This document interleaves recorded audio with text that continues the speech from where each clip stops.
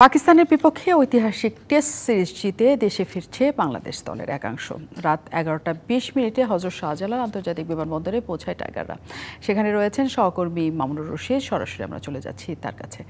মামুন, এয়ারপোর্টে ক্রিকেটারদের একাংশ এসেছে, ঠিক কারা কারা এলেন এবং কারা কারা ফিরলেন না? আসলে আমরা চান্দিকা হাতুরু সিং হেড কোচ যিনি আছেন তিনি সহ অধিনায়ক নাজমুল শান্ত সহ 15 জনের একটা সদস্য এসেছে এই মুহূর্তে। অল্প কিছুক্ষণের মধ্যে হয়তো বা আমরা দেখতে পাবো তারা বিমানবন্দর থেকে বেরিয়ে আসছেন, তারা ল্যান্ড করেছেন। আমরা সেই খবরটা জানিয়েছি আমাদের দর্শকদেরকে এবং আমরা কিন্তু একটু যদি দেখাই যে তারা যে গেট দিয়ে বের হবে সেই গেটের দিকে যদি একটু দেখাই, হয়তো আর কিছুক্ষণের মধ্যে যে সামান্য আনুষ্ঠানিকতা আছে আমরা দেখেছি ভিতরে, যতটুকু জানতে পেরেছি ক্রিকেটারদেরকে ফুল দিয়ে বরণ করে নেওয়া হয়েছে ভিতরে এবং তারা অল্প সময়ের মধ্যে লাগেজগুলো হাতে পেলে হয়তো বেরিয়ে আসবেন। এবং রাত 2টায় 6 জনের আরেকটা বহর কিন্তু আসবেন। সেখানে এই দলের হয়ে যারা আগে খেলতে গিয়েছিলেন মুশফিকুর রহিম, মমিনুল সহ আরও 4 জন ক্রিকেটার, টোটাল 6 জন আসবেন। এবং রাত 11টা 20-এ যে বিমানটি ল্যান্ড করেছে, যে ফ্লাইটটি এসেছে, সেখানে 15 জনের একটা বহর এসেছে। অধিনায়ক, কোচ সহ অন্যান্য যে ক্রিকেটাররা আছেন, লিটন দাসের কথা যদি বলি বা অন্যান্য যে ক্রিকেটাররা আছেন তারা এসেছেন। একটু যদি আমি সামারাইজ করি, আমাদের এই ক্রিকেটাররা পাকিস্তানের বিপক্ষে 2টা টেস্ট জিতে এসেছে। 2টা টেস্ট জেতার থেকেও বড় একটা ইতিহাস গড়ে এসেছে, কারণ বাংলাদেশ এর আগে পাকিস্তানের বিপক্ষে পাকিস্তানের মাটিতে গিয়ে কখনো জিতেনি। সেই জায়গায় বাংলাদেশ টেস্ট জিতেছে এবং সিরিজটাও জিতেছে। এটা বাংলাদেশের দেশের বাইরে তৃতীয় সিরিজ জয়, তৃতীয় টেস্ট সিরিজ জয়। এবং বাংলাদেশের ইতিহাসে অনেকের মতে এই টেস্ট সিরিজ জয়টাকে সব কিছু থেকে বাংলাদেশের ক্রিকেটে এত যে অর্জন আছে সেই অর্জন থেকে অনেকাংশে এগিয়ে রাখা হচ্ছে, কারণ দেশের বাইরে এমনভাবে বাংলাদেশকে সাফল্য পেতে আমরা দেখিনি কখনোই। যে সাফল্যগুলো এসেছে সেখানে বাংলাদেশের অতটা ডোমিনেশন ছিল না। এনজিওর কিস্তি প্রথমবার বিকাশ পেমেন্ট করলেই 20 টাকা ইনস্ট্যান্ট ক্যাশব্যাক।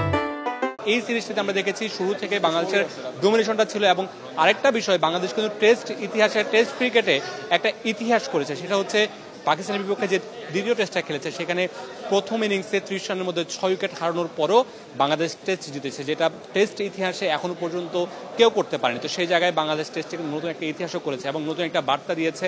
সামনে এই মাসের মধ্যে বাংলাদেশ কিন্তু আবার ইন্ডিয়াতে যাবে টেস্ট খেলতে। আমরা বিসিবির যারা নির্বাচক আছেন বা যারা ক্রিকেট বিশ্লেষক আছেন তাদের সাথে কথা বলেছি যে বাংলাদেশ কিন্তু ভারতেও। মামুন, হ্যাঁ, একটা খুবই ঐতিহাসিক জয়ের মধ্যে দিয়ে বাংলাদেশ গিয়েছে এবং পাকিস্তানের মাটিতে পাকিস্তানকে হারানো পুরো দেশ জুড়ে সে আনন্দ ছিল এবং তাদের নতুন করে সম্বর্ধনা দেওয়া হবে। প্রধান উপদেষ্টা ফোনও করেছেন অধিনায়ককে। কিন্তু এখানে একটা প্রশ্ন রয়ে যায় যে সাকিব আল হাসানকে নিয়ে, যেহেতু তার বিরুদ্ধে একটা মামলা হয়েছে, তিনি আসলে ফিরেছেন কি ফিরবেন না, নাকি তার বিষয়ে কিছু জানা গিয়েছে কিনা? সাকিব আল হাসানের বিষয়টা আমরা আগে একবার জানিয়েছি। সাকিব আল হাসান এই টেস্ট পরে বাংলাদেশে আসছেন না, তিনি কাউন্টি খেলতে কিন্তু দেশের বাইরে যাচ্ছেন। তিনি এই সফরে এই বহরের সাথে আসেননি এবং রাতে যে বহরটা আসবে সেই বহরের সাথেও তিনি আপাতত আসছেন না। তিনি কাউন্টি খেলতে দেশের বাইরে যাচ্ছেন, লন্ডনে যাচ্ছেন এবং সেখান থেকে তিনি ভারতে যে দলটা যাবে ভারতের সেখানে দলের সাথে যুক্ত হবেন।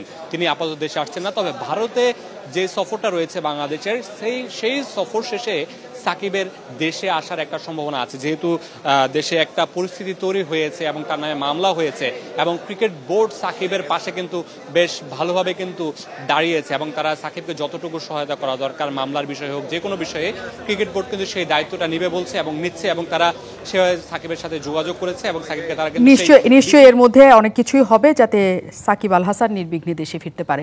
অনেক ধন্যবাদ মামুন। তাদের ফেরার পথে কি করা হলো নিশ্চয়ই সেই খবর আমরা আপনার মাধ্যমে আরও কিছু পাবো। অনেক ধন্যবাদ যুক্ত হওয়ার জন্য।